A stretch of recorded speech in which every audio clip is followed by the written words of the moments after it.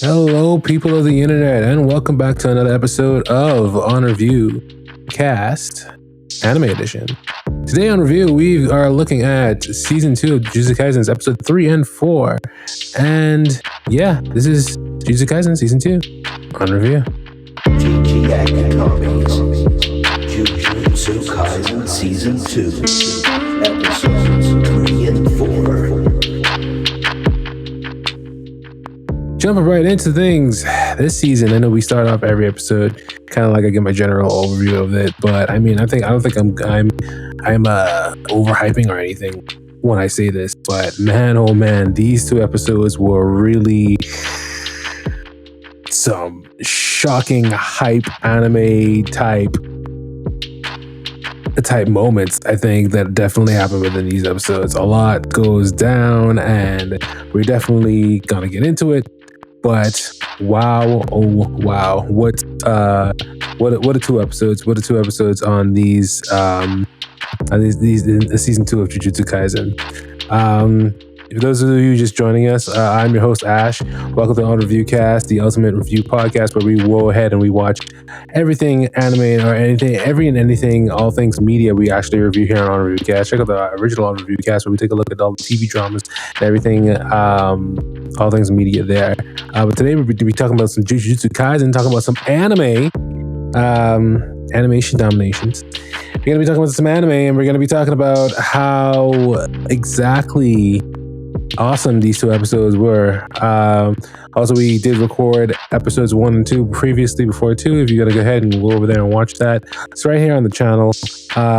Before you jump into this one, because you might be a little lost, we're gonna assume that you guys have already seen episodes 1 and 2 of JuJutsu Kaisen. Also, guys, if you haven't seen episodes 3 and 4, go ahead and watch those too. We don't want to spoil anything. This is a spoiler warning right here. We're gonna spoil this shit out of JuJutsu Kaisen. Like, just giving you a heads up. Like, it's gonna be very spoiler heavy this episode because we've already watched it. All right, so let us go delve right into things. Yeah, so JuJutsu Kaisen. Man, these two episodes, so good. If you guys remember, like this perspective of things being seen through Gojo and Geto as the main protagonist now too. It's no more Itadori, at least for now, as far as we know. There's no more Itadori, and there's no more Fushiguro. Although in this episode we find out, throughout these episodes we actually find out that Fushiguro, it's one of the main villains. It's actually Fushiguro's dad, and again we're gonna delve deep into that whole fight with Gojo. Man, so epic, so good. Rounds 1 and 2, so very, very, very, very good. Yeah, so picking up where we left off for those last episodes, I mean, we knew that the maid character had gotten she had gotten kidnapped, and I like how they just like brush right past that. Really, there's like, oh yeah, she got kidnapped for like 2 seconds, and like, no, it's fine. Yeah, and they show it in a manner of a flashback, because when the episode starts, it's a little confusing. We get to see her, and everything kind of like looks okay. They look like they're at this beach, and while at this beach, they're just having a fun time. And Misato is her name, and Misato is there and having regrets about and feeling ashamed about, being kidnapped in the first place. But they kind of tell it in the reference of like a flashback where it's kind of like, oh, like, yeah, like, yeah, you were kidnapped, or we rescued you, and it was fine, and nobody got hurt, and I know you're embarrassed about things, and etc., but it's fine. And it's a nice little like kind of slice of life kind of like moment for the first couple of scenes in this. And the episode that was actually pretty cool. I kind of like that. Where we had a few like moments of chill, considering the last 2 episodes were kind of very action heavy and action packed leading up to this, because That was the fight with the bad guy, the guy with the bag on his head and with the little hole through. And also when Geto beat the shit out of that old man. Oh my god. Yeah, so after all that action pack, I think like pacing wise, definitely to have this little slice of life moment, however silly and mundane kind of is to have it, because the pacing and the story definitely matters. If you have action, like you're definitely going to be exhausted. Anyway, so they're at this beach and they are chilling, and that's actually been pretty cool. Like to see them in a more relaxing state. We got to see a bit of like I guess some in-depth kind of like more in-depth characteristics on Gojo and Geto. I mean, like I think we from this point, like we kind of get, and like I guess from watching the movie too, we kind of get that, where we got that Gojo was more of a stand-up guy. He stood up for his students, and he even in the movie said he would side with his students, even if it means defying the higher ups. And so his morals and his morality and his moral compass, I think we've definitely solidified that within the entire story. However, we got to see a little bit more of that with Geto too in some later scenes with the Tengen vessel, in the fact that he actually gives her a choice. But getting back to this whole slice of life vacation thing, I think that was a good little break to have. It was a good little break to have them just be normal characters than to be normal characters than to have them as these sorcerers, these constant warrior fighting, training people. Again, like that's very close to like the shonen anime kind of tropes that we've all kind of become accustomed to. It's just showing that Jujutsu Kaisen is breaking away from that, and it's striving to do things that are a little bit more different and a little bit more unique to breaking out of the tropes that are, the shonen genre, and I like that. I personally, I honestly do like that. That was pretty cool. But yeah, so something we got to talk about for this episode, for the first episode, at least in episode 3, was the fact that we talked about earlier that the fact that like we got to see Gojo be nice. I mean, Geto. We got to get Geto be nice, considering he's the main villain in the movie, right? We reviewed previously in Jujutsu Kaisen 0.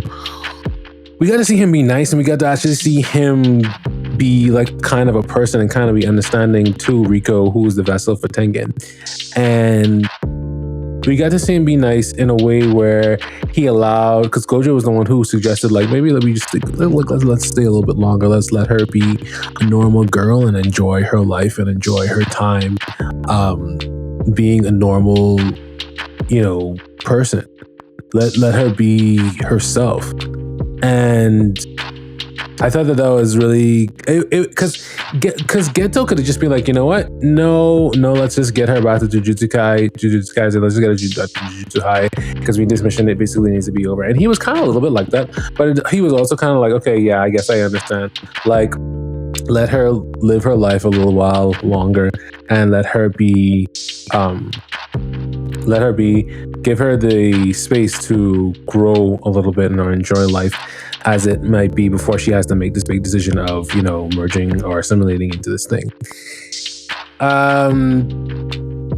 So yeah, I thought that was actually really, really cool. Now that comes the thing that was cool and that was nice of them, but the thing I guess that kind of backfires on them is when and how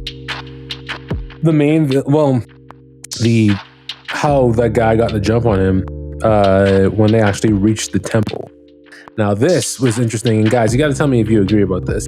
This is definitely interesting because how he explained it was that he wore Gojo down. And I talked about last episode how I was worried about Gojo being overpowered and like them not necessarily having a challenge for him not necessarily having a challenge or being presented with a challenge because he's so overpowered, he's so strong. And they really did kind of sort of humble Gojo in a way during this episode and during this attack within the temple. Because Gojo is attacked. For all of you who've seen the episode, we know that he's attacked in the temple opening, or the leading up the pathway opening up to the temple, and it's like a sword that's like goes right through him, and that I was shocked, and it came out of nowhere. I was shocked. Anybody who was watching this who's a true fan who says that they weren't shocked at this is lying. Because, whoa, first of all, Gojo doesn't get hit. Gojo don't get hit. Like, that's his thing. He don't get hit. Like, that was just absolutely, it was impressive. And the guy that hit him the guy that got him hit with the sword was Fushiguro. And more on that later, but he is able to stab him with the sword because, if you recall, he doesn't, like I said, he doesn't get hit. Gojo's ability is,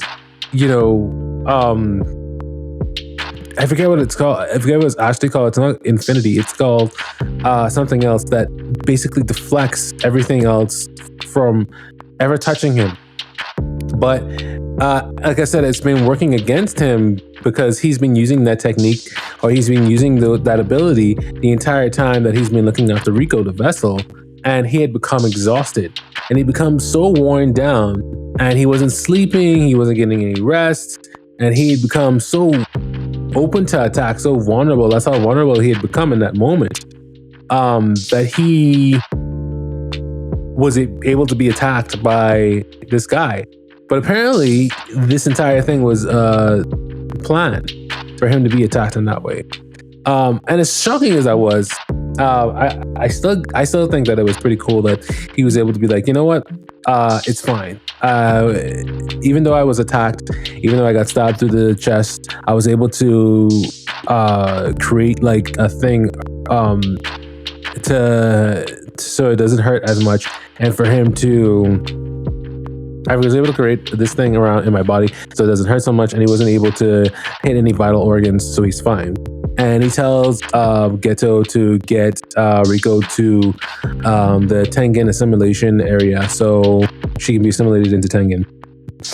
And all well and cool, but the basic fact that he could be hit at all, I think, again, kind of humbled me as a watcher, but humbled Gojo a little bit too, because he's always bragging about how he's the strongest in Jujutsu Kaisen, Jujutsu High, etc. He's the strongest sorcerer, etc., etc. And here comes this guy who apparently doesn't even have any cursed energy or magic or whatever have you, and he just comes in and he just one-shots it. He one-shots it, and it's like, boom, like, he's able to damage one of the most strongest, minorly damage one of the most strongest Jujutsu sorcerers. And still kind of like live. That's something. That definitely is something. I mean, for sure, that's something.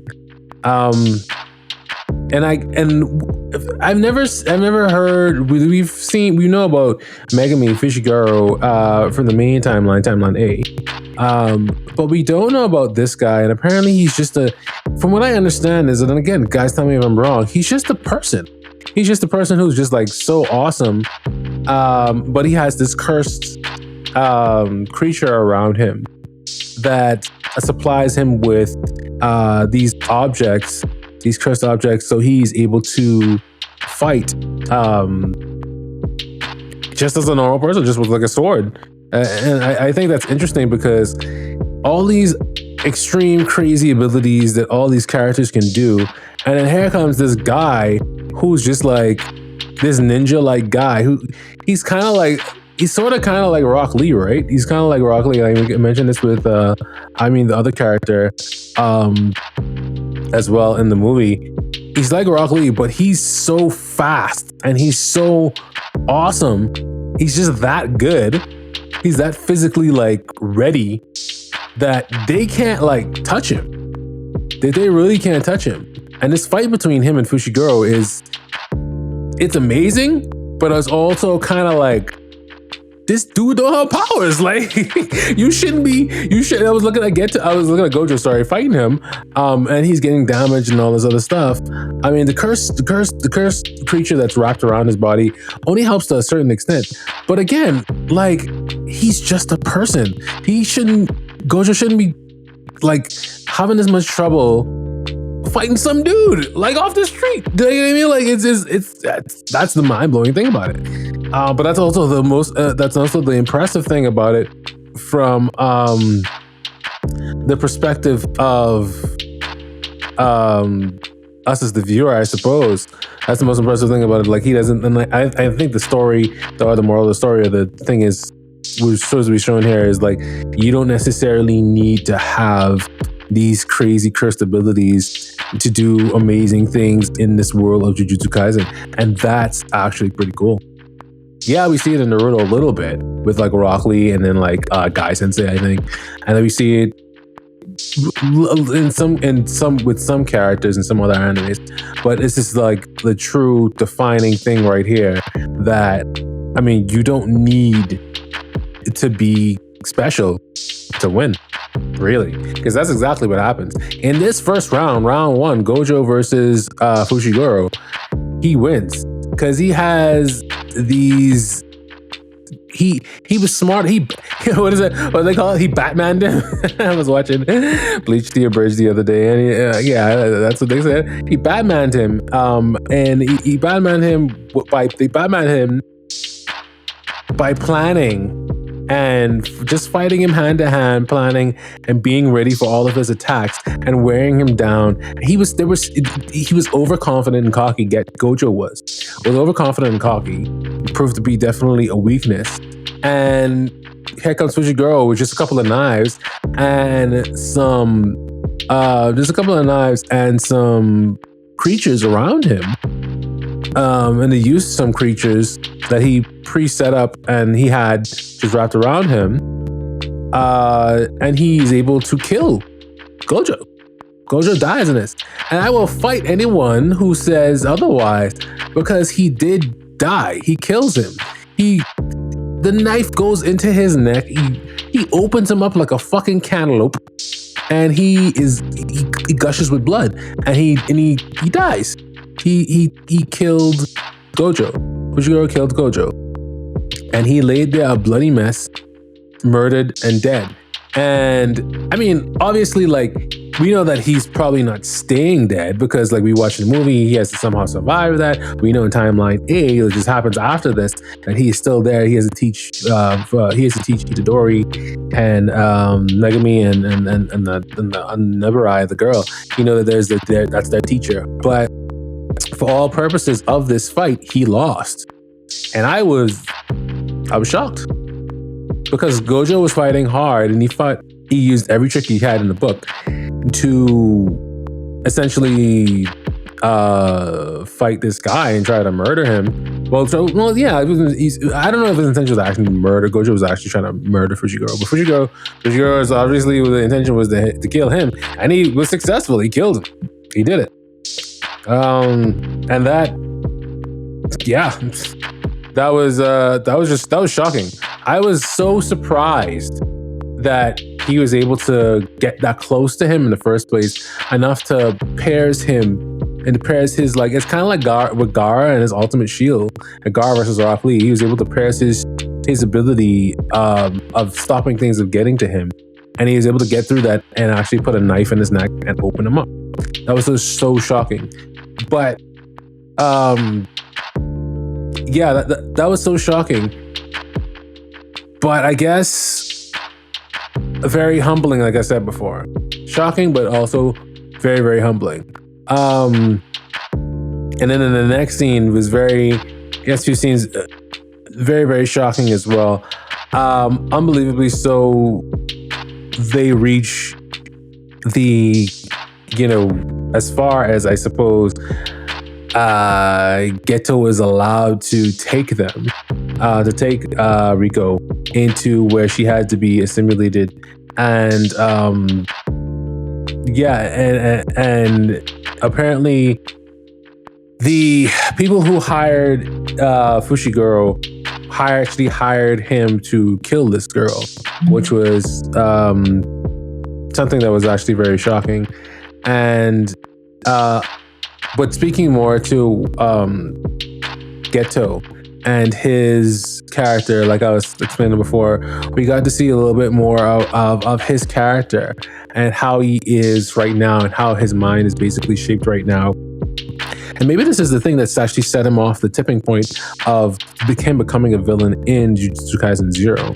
Something to think about, actually. Because I don't think that...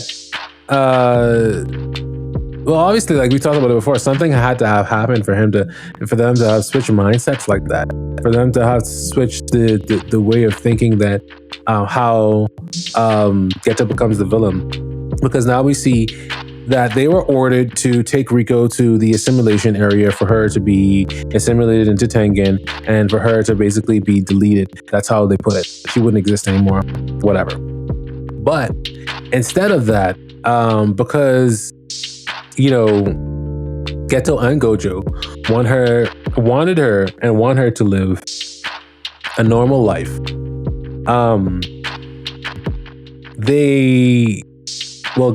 Geto gave her the option of saying, hey, like, I know you're supposed to do this thing.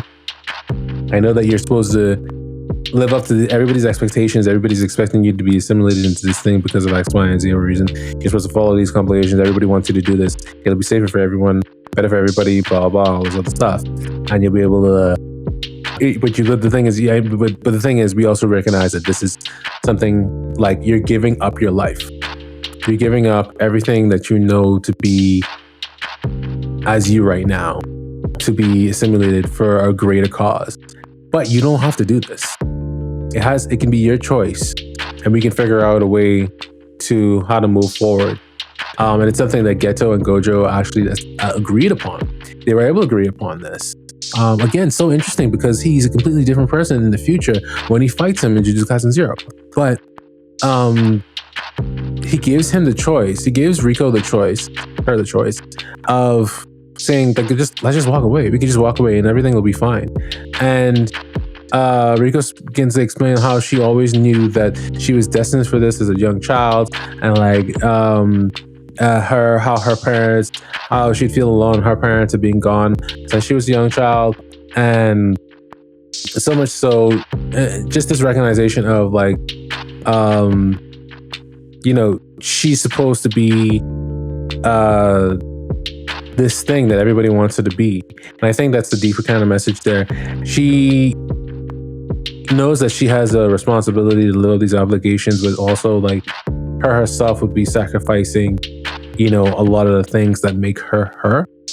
So I think that it's something that speaks on a deeper level to essentially that degree. How she has to make the choice of giving up her friends and all she knows for honor and duty of what she is supposed to do. And that inner conflict, I think that speaks to all of us, but it does speak to me definitely. I see that the conflict within my life of different things that come by, like, but you sacrificing A to get to B, but is it really worth it? Do you know what I mean?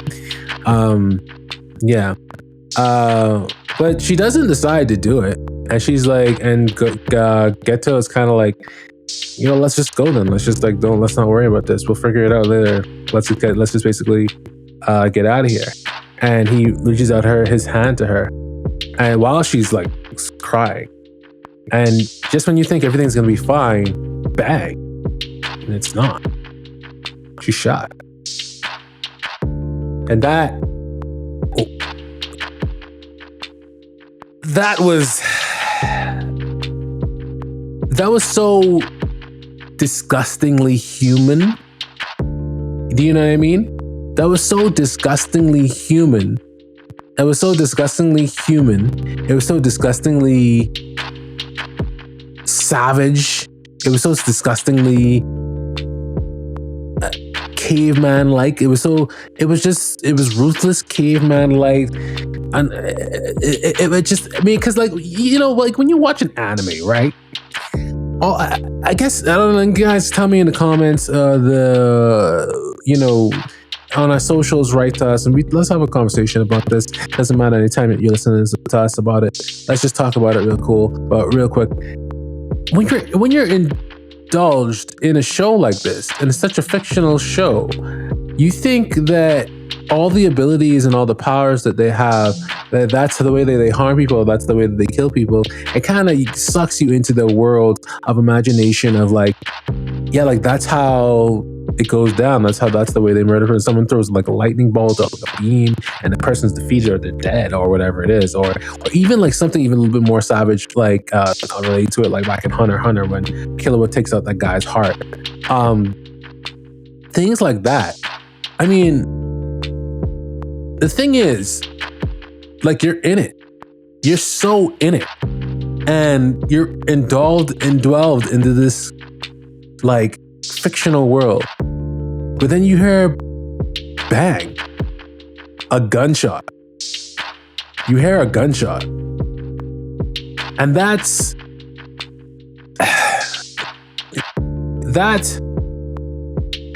I don't know. It brings. I don't know if it's.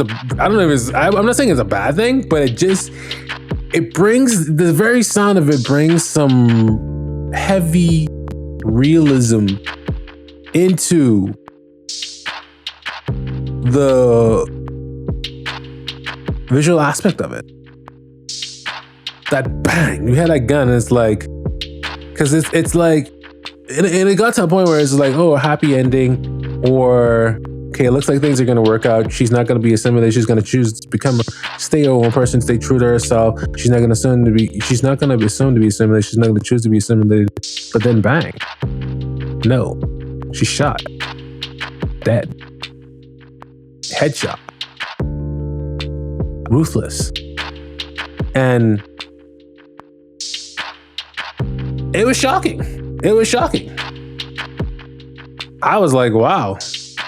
It was just, in an instant, everything that they've been fighting for, protecting her, getting from A to B, enjoying life with her, all these other things, just taken away, bang. Because that's what happens in the real world. That's very real. Bang, that's it. Headshot. It's over. And Fushiguro is the one who shot her, the assassin. And I mean, he's proud of it. And he did it because, yeah, it was a job. And when he does it, he's like, all right then, job done. Like, ugh. And he now has to confront and deal with Geto, who is ready for a fight. He's summoning his demons. He's ready for a fight now. He's and rightfully so, because I mean, I don't know. It's very, very, very, very savage thing that happened to this girl. Just headshot. Wow. Yeah. And right when she chose life, right when she chose to live and to continue living, shot right through the head. Anyways, we move on with the story. The fight between Fushiguro versus Geto. Fushiguro versus Fushiguro versus Geto, sorry. Fushiguro versus Geto. And this is a very intense, like, fast-paced fight. And the actions are ramped up to, like, past 10-20. I thought the design and the whole, like Asian village, Japan village kind of arena that they were kind of fighting in, that was actually pretty cool. And the different, we know that like this guy, he's a summoner, right? He summons cursed creatures to fight on his behalf, and we know this from the previous episode. He used those cursed creatures to do various things and to do various abilities and attributes. They have abilities and attributes that will help him in a fight. And that is definitely exemplified when he shot the gun at him. He's like, and he's being dragged through the air, and he just summoned up a creature that actually stopped those guns. That was actually pretty cool. But how many of y'all caught the finger gun though? The finger gun actually, all I did was the finger gun that shot out the little fish like pike things. I think the instant I saw that, I was like, finger guns, bang bang, Yu-Gi-Oh. The fake finger guns from Yu-Gi-Oh! The 4Kids thing where they edited it. It's fucking great. Anyway, that's the only thing I can think of. But at least his finger guns work. They actually shoot things. They shot the little fish things that was attempting to attack Fujiguro. And I thought that was really funny. That was really funny. I was watching this guy, like, finger guns? What, really? Anyway, but the design for the environment that they're in is beautiful. The Asian, like I said, Asian Japan kind of like screens. They look like they're in a kind of temple house of the of like a dojo kind of like thing, and they're kind of pacing around, kind of trying to find each other, and Geto's trying to find the correct moment to attack him. And the way that Fushiguro found them, because I think Geto starts to ask like, like how in the world, did you even find us, or were you able to track us without any without any cursed energy or without any cursed, the magic that he used, without any cursed energy. And he explains that like he used other senses to essentially track them, like their footsteps, their movements in the wind, and their scents, and etc. And again, just a normal fucking dude, just some guy using basic tracking skills is able to take them down, and is able to fight on par with these strongest JuJutsu sorcerers. Because, I mean, again, Geto is summoning all these creatures. I mean, yes, he has cursed objects that he's using, like he has a cursed sword and stuff, and he has a cursed creature that he's using, and that's the thing that they're trying to like sense. But the thing is, he can make that cursed creature small, however small or large, he puts it, and he's able to make it strengthen his body and stuff. Like, that's so cool. He's just being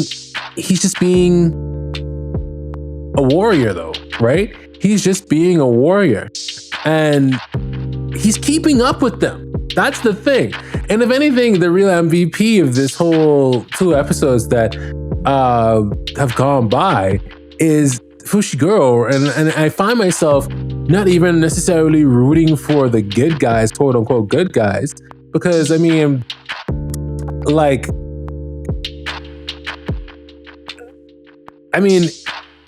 they're the good guys and we want them to win, etc. and etc.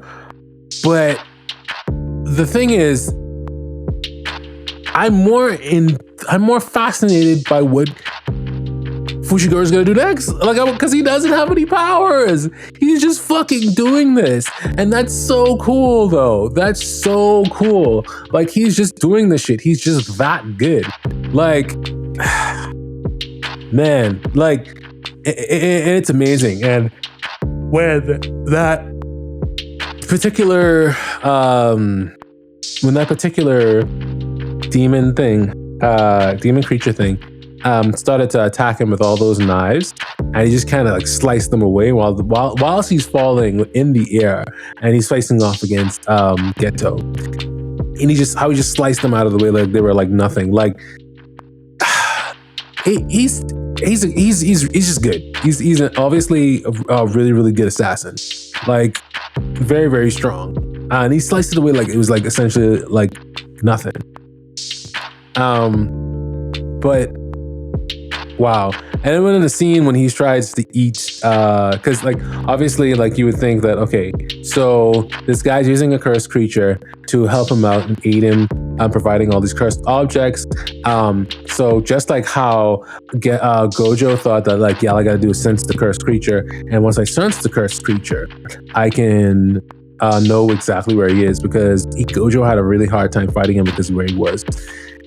Geto tries to absorb the cursed creature that he's associated with, but it does not work at all, and he is without prejudice defeated by Fushiguro.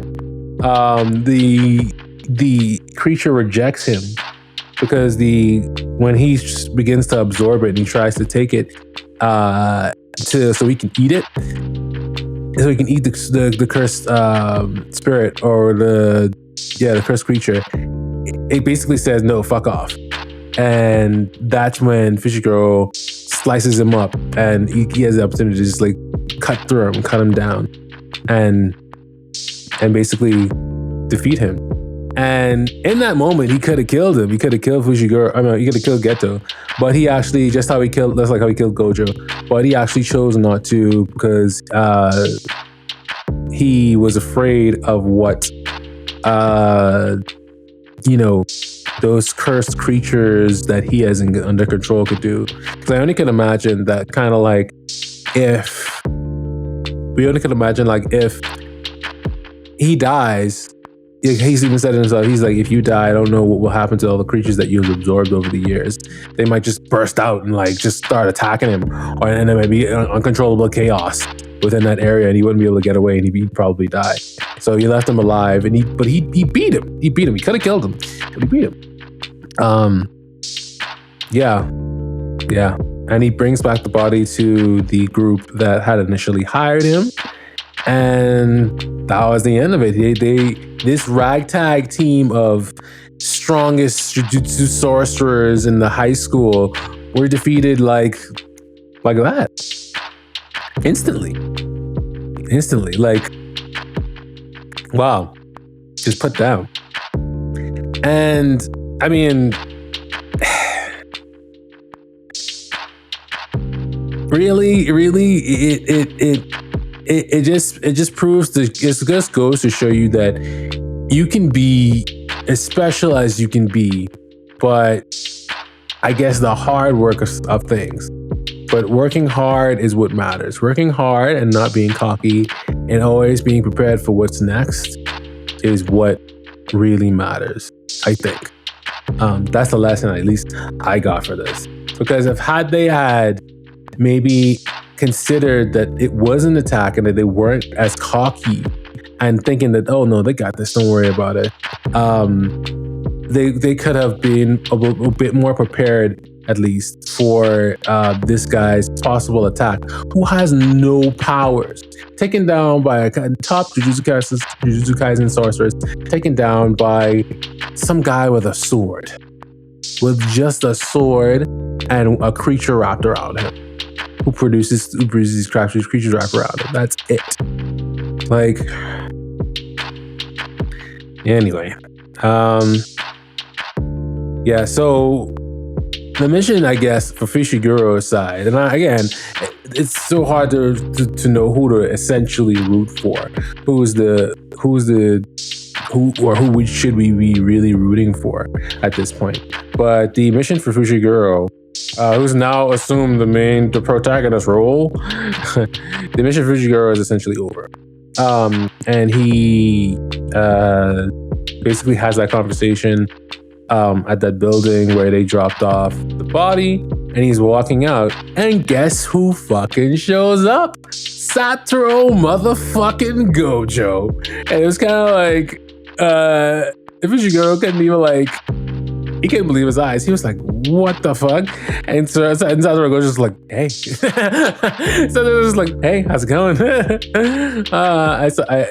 In how he explains it is how he comes back. Which is, again, guys, tell me if this, you guys, feel free to tell me if this is bullshit or not. But I don't think it is. I thought it was a good explanation. He used all the negative energy and that he had, and he put it into saving himself, which created positive energy, which basically brought him back to life to a certain degree. And it's so funny, this entire process, it looks like he's kind of like high. Like he's kind of like, he has this is like glimmer in his eye of this intense, it's a glimmer of intensity. This is the best way I could essentially put it. And I think it was just him being very excited that he had control over the negative side of his powers. So the opposite of infinity are negative. The negative of that push ability that he has. So that red laser thing that he was able to do earlier, I think he proves that he has more control over it now, and he understands it now, and he's able to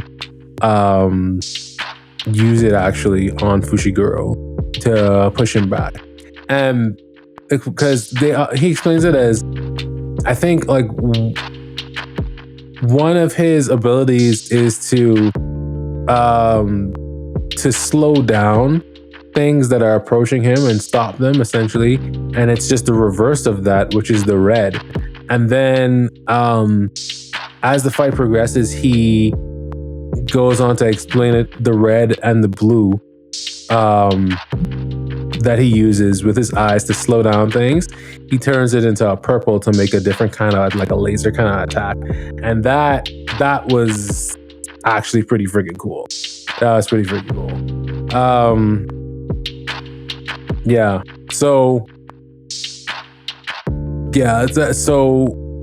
Fushiguro, despite being pushed back by that red attack, though, he still tries to kind of constantly put up a fight, and it doesn't go well for him. And it doesn't go well for him. I mean, again, he's just some guy, and he's now fighting with chains. Despite like this, he did well though. I'll say that for sure. We know that he's gone now. He's dead after this episode for sure because of what happened. But it's just so sad that, you know, because he was just a normal dude, and they made it look so good. And this is why, again, I guess like JuJutsu Kaisen is one of those like epic animes, most epic anime, because they're doing so much with so little. Like, do you know what I mean? The entire time Gojo's having this fight with this guy, he looks like he's high. But he looks like he's high, but he is in complete control of his abilities, and he understands his abilities now. And I guess, like, in a sense, like, I get the impression that he understands himself more a little bit too. So yeah, there's that. There's definitely that. But the final attack that he essentially does on this guy, the purple, the infinite purple, he's like, not many of the clan members know about this attack. And when he actually releases it on him, I thought that was so cool with the infinite purple. And he just destroys, I want to say more than like 65% of his body is essentially gone. And something that's actually shocking that Fushiguro reveals is that he says that Megumi his son, he's because Geto asks him, is there any last words? And he's like, Megami, my son is in X, Y, and Z. If you could look after him, or he's going to be X in a number of years, can you look after him? But damn, truly amazing two episodes of Jujutsu Kaisen. Honestly, very entertaining, very anime-esque. And yeah, I enjoyed it. I thoroughly enjoyed it. I thought it was definitely a strong episode. But Jujutsu Kaisen has little problems with it. It definitely has little problems with it. It's a great show. I'm not saying that, and no show is perfect. There are definitely things wrong with. There definitely certain things that are wrong with every show, and every show is going to be perfect. And there's definitely certain things wrong with this, but these two episodes got it right. So, yeah, let's jump into Ash's favorite scenes. My favorite scenes for these two episodes definitely got to be, first of all, that slice of life episode, little mini thing at the beginning when Rico was still alive. That was actually pretty cool. I kind of liked it because, again, like, it slowed down the pacing of the show, and it actually showed like a little bit of like, hey, like, it's not gonna always be action. I also liked when the first Fushiguro versus Gojo round one, when he actually showed that he can die, he's able to die. That was actually pretty cool, and because it showed how intense Jujutsu Kaisen can actually get with all that blood, and how Fushiguro basically opened him up and killed him. And then my last favorite scene is the round two for Gojo versus Fushiguro. It just essentially showed how powerful Gojo is, but it also showed us a technique, or it gave us more insight into his abilities, and we know him a little bit more now and what he can do, and a new technique apparently with that purple stuff with the laser, and that was amazing. But yeah, definitely my favorite scenes, my top favorite three scenes. Let's try to get the on-review score now. What is it? G.G. Akutami's JuJutsu Kaisen Season 2, Episodes 3 and 4 receives a 5 out of 5. All right, fantastic. Well, guys, that's going to do it for me. My time is up. Thank you so much for watching OnReviewCast, the anime edition. We really hope that you are enjoying these series, and we would love to interact with you guys. Please like us on Facebook, Instagram, the Twitter, do all of our socials, interact with us. We'd like to hear from you. Even if it's years in the future, guys, don't worry about it. If you have any questions or you have any comments that you want to say, go ahead right there and hit us up on all of our social. We also have a Patreon. We definitely appreciate anything that essentially can help with the Patreon. If you can't help, we appreciate it. If you can't, that's okay too.